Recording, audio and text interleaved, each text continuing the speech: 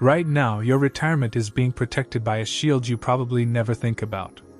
It's not your financial advisor. It's not your savings balance. It's the simple fact that you and your spouse file taxes together. That's it. That one status, married filing jointly, is quietly holding back thousands of dollars in extra taxes and healthcare costs every single year. The day your spouse dies, that shield disappears. Not gradually. Not with a warning letter. The same day. On paper. In the tax code. And what replaces it is a drain so slow, so perfectly timed with your grief, that most people never once connect the money leaving their accounts with the person who left their lives. This is not about a market crash. This is not a bad investment. Nobody stole anything. This is a quiet leak.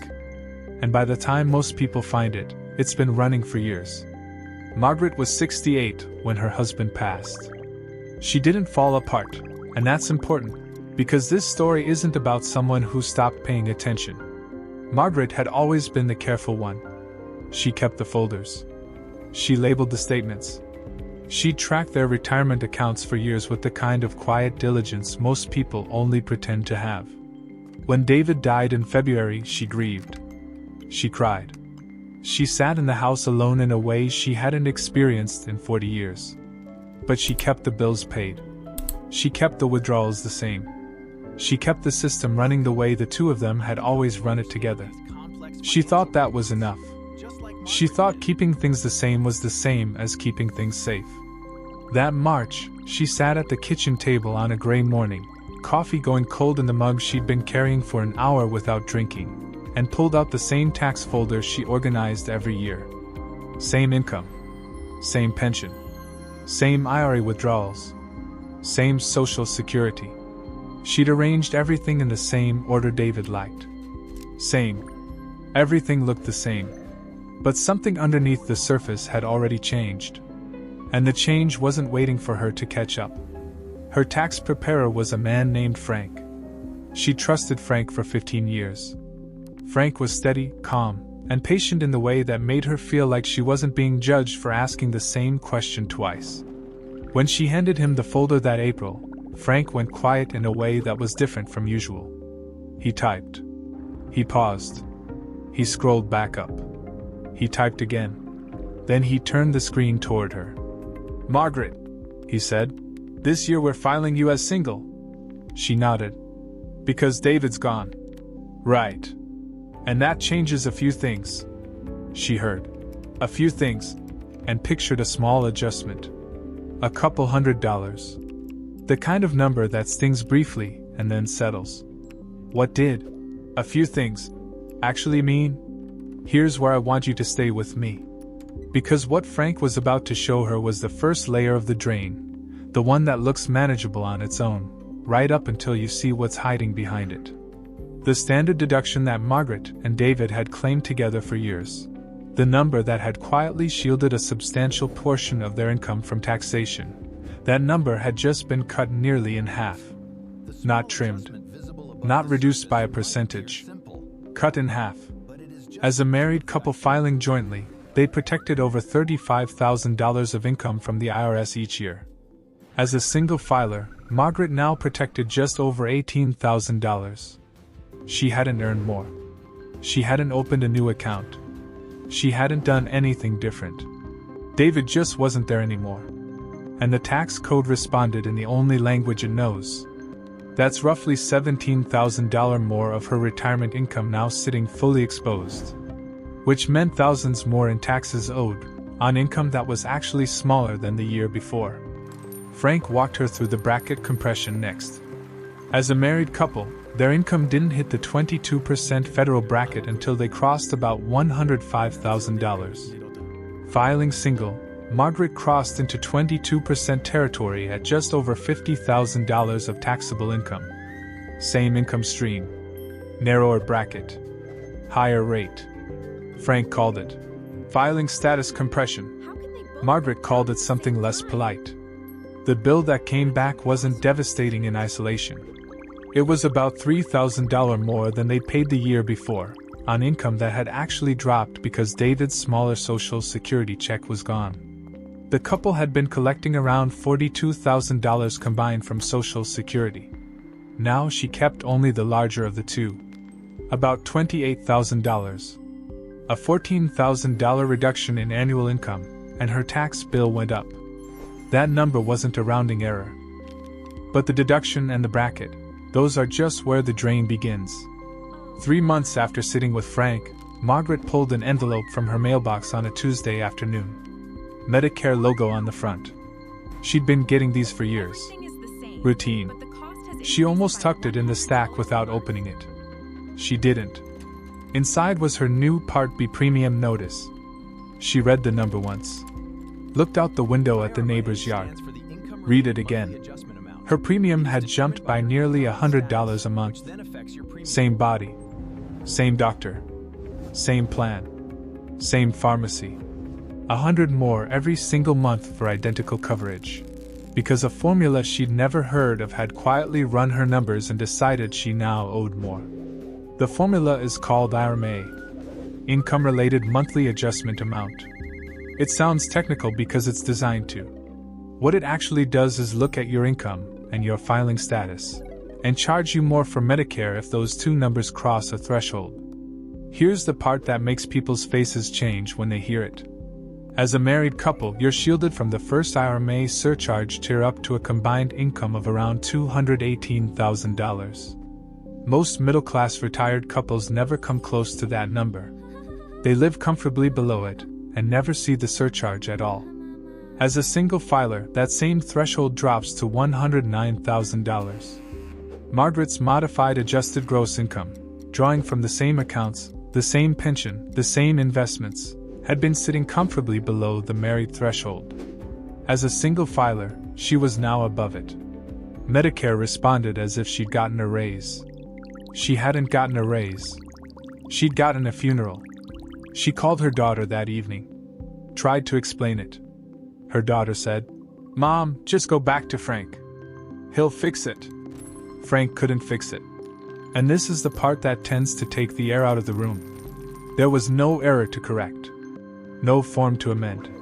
No appeal to file. The system had processed Margaret's new filing status, run her income through its formulas, and produced an outcome that was perfectly, precisely correct, by the letter of every rule on the books. The drain wasn't a glitch. It was a feature. And it had already been running for months before she noticed anything was different. 2 years after David died, Margaret sat at that same kitchen table.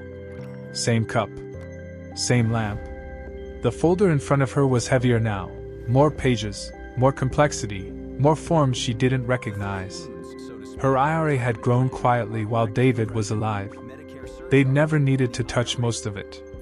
But the IRS has a rule about that too. At a certain age, a certain dollar amount must come out of a traditional IRA every year, whether you need it or not. Required minimum distributions. And those distributions, every dollar of them, count as taxable income. So her RMD hits. Taxable income goes up. Medicare looks at the number and edges her closer to the next surcharge tier. To cover the Medicare increase, she needs to pull a bit more from the IRA the following year, which adds more to her income, which Medicare watches, which pulls her closer to the next threshold again. Listen closely to what that cycle actually is. It's not a single leak. It's 3 leaks feeding each other: the bracket compression, the Medicare surcharge, and the IRA withdrawal loop, each one small enough to feel like a nuisance, together large enough to drain a retirement that looked perfectly healthy from the outside. Frank finally named it for her plainly one afternoon. "Margaret," he said, "you're bleeding from 3 places at once. None of the wounds are large enough to alarm you on their own, but they're all running at the same time." That image stayed with her. 3 small wounds. Quiet. Persistent. Completely invisible unless you know exactly what you're looking for. There's a window where none of this is inevitable. While both spouses are alive, while you're still filing jointly, still inside those wider brackets, still protected by the married standard deduction and the higher Medicare thresholds. That's the window. And the most powerful thing most couples can do inside it is to reduce the size of the taxable IRA that the surviving spouse will inherit.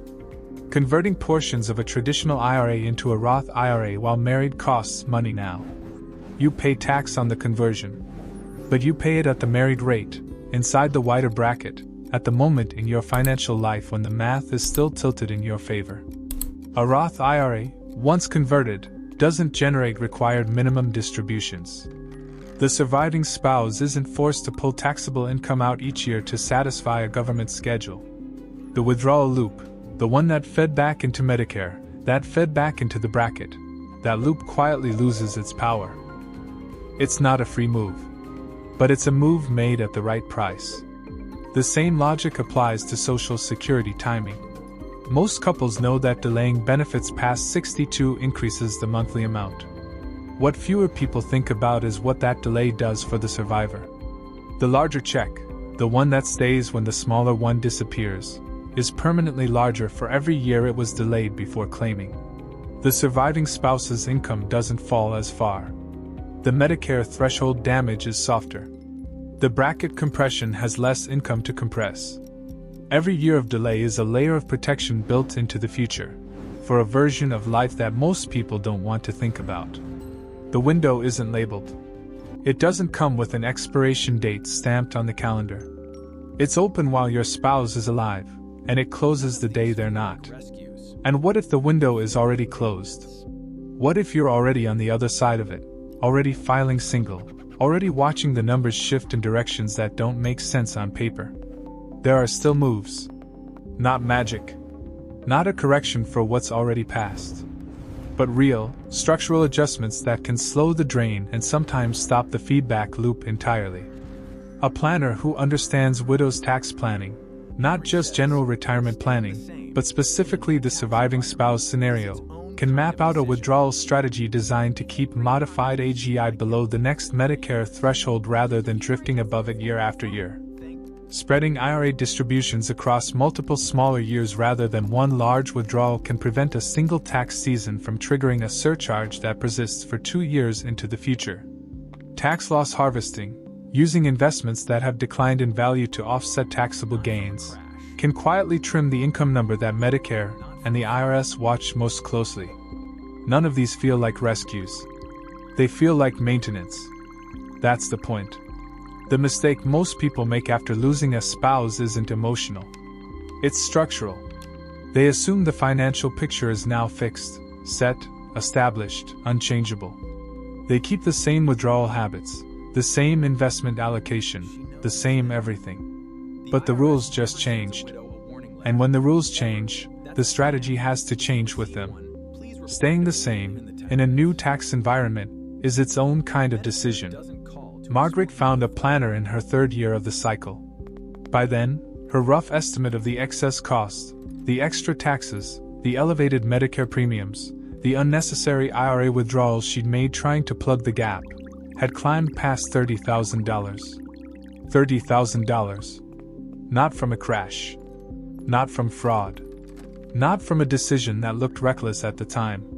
From 3 quiet, overlapping drains that started the same month David died and ran steadily for nearly 3 years before anyone helped her name them. She keeps that number in a folder Frank gave her during the year she finally started asking the right questions. She doesn't open it much, but she knows it's there. The IRS doesn't send a widow a warning. Medicare doesn't call to explain the formula. No letter arrives in the mail that says, "By the way, your tax code changed the same day your life did." The drain just starts. Quietly. On a Tuesday afternoon. In a mailbox. On a form that looks exactly like every other form you've ever received, right up until you know what to look for inside it. The question was never whether this rule exists. It does. It's been sitting in the tax code for decades, waiting with the patience of something that doesn't need to rush. The question is whether you find it now, while there's still a window, while there's still a move to make, while the drain hasn't yet had years to run. A financial advisor would charge you hundreds of dollars just to sit across from you and walk through what you just heard. You got it here for free, because the people who most need this information are usually the last ones who can afford to pay for it. If this made you look at your retirement statements a little differently, or made you think of a conversation you've been quietly postponing, Hit like. That tells me this kind of content is worth continuing to dig into. Then drop a comment below. Tell me one quiet cost in your retirement picture that you stopped paying close attention to. It doesn't have to be a big number. The quiet ones almost never are, until one day they are. And subscribe to Henry Wealth Blueprint. Because the next leak we uncover might already be running somewhere in your accounts right now. The only way to catch it before it costs you is to know what you're looking for before the drain gets ahead of you.